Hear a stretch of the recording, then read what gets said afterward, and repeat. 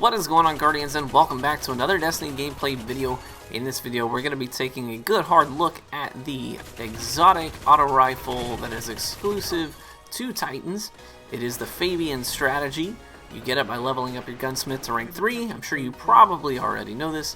And then completing a brief quest line that the gunsmith gives you after you reach rank 3. Very easy to acquire, relatively speaking. Just takes a little bit of time and a little bit of grind. So I crossed it off my bucket list this week. I got my hands on a Fabian Strategy, mainly because I have this strange attraction to weapons that, according to everyone else, suck. I don't know why. I just have this burning desire to get my hands on them and to make them work for me.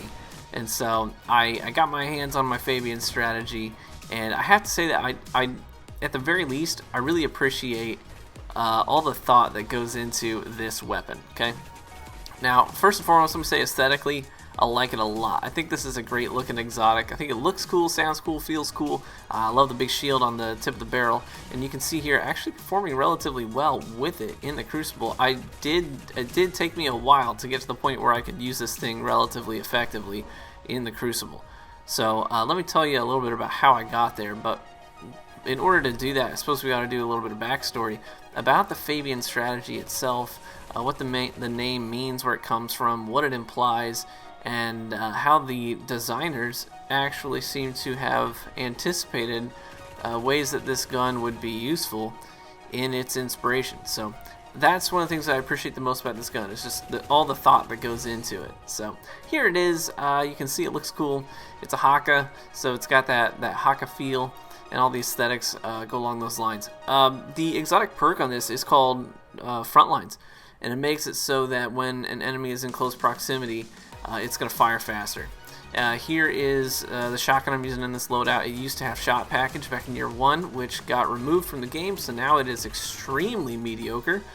It can't one-hit kill anything outside of like 2 feet, so it's pretty underwhelming. But I wanted to have a secondary that didn't shine while I was using this gun, while I was using the Fabian Strategy, because I really wanted to force myself to use the Fabian and to use it well. So you'll see in a lot of instances in this gameplay where that shotgun just comes up short, where I'll hit somebody at what would be one-hit kill range for a Matador or a Party Crasher, and it's just not gonna cut it. And that's okay. Not every gun has to be OP in order to be effective. So anyways, Fabian Strategy, the sort of inspiration behind its name. Fabius Maximus was a dictator of the Roman Empire. He was appointed after Hannibal started to invade. And look at this gameplay here. This is all of what this gun is about, and that is playing cat and mouse with people and approaching from ways they may not foresee, putting a lot of thought into your engagements.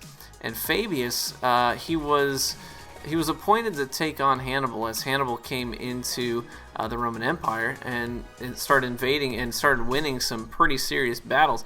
And it became pretty apparent right off the bat that Fabius's armies couldn't stand toe-to-toe with Hannibal and come out on top. They had to find other creative ways of engaging. So Fabius employed what has now been dubbed as the Fabian Strategy, and that is basically avoiding head-to-head combat.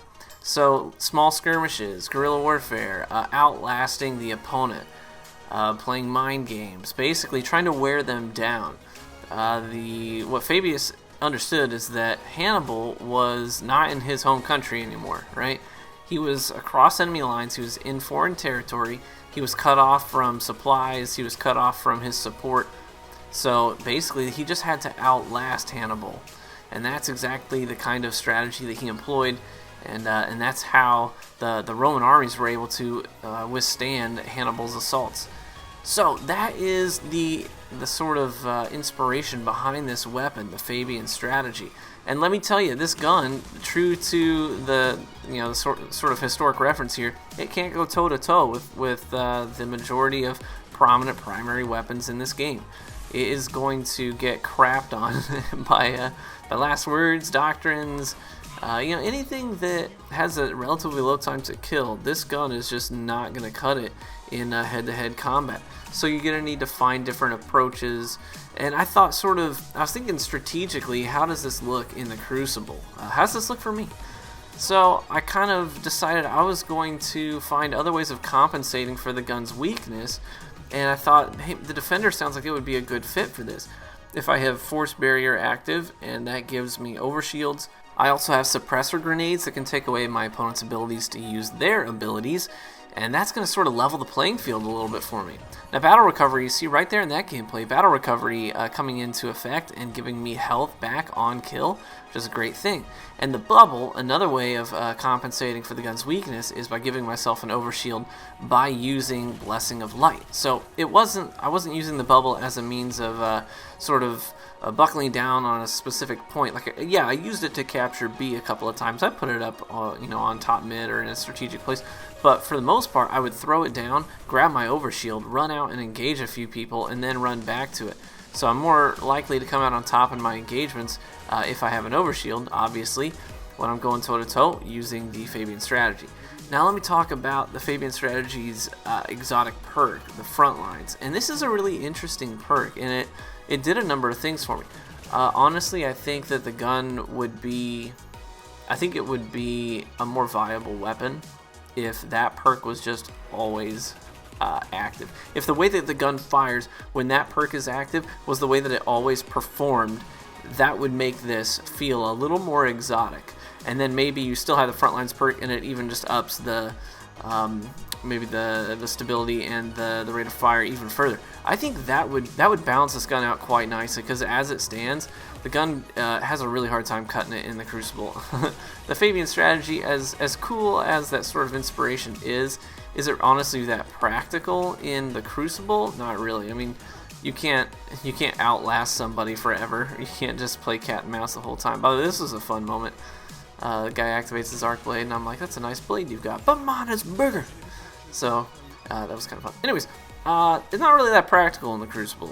So you had to find ways of compensating for it. So that's just my take on it. I feel like the way the weapon performs when enemies are close to you is the way that it should always perform. And that's just my opinion. I do like the gun. I hated it at first. I didn't even get a full match with it initially. I put it away. I was like, this thing sucks. But as I sort of found ways of compensating for its weaknesses, I was able to have some fun with it and play a little bit more of a support role.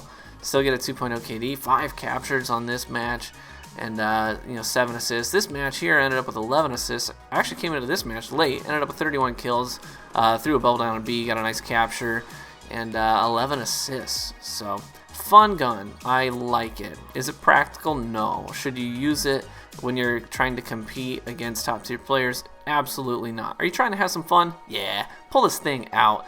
Develop a new play style, and to me that's what Destiny's about. It's finding new ways of playing the game. So hopefully you enjoyed that gameplay, guys, and I will catch you in the Crucible.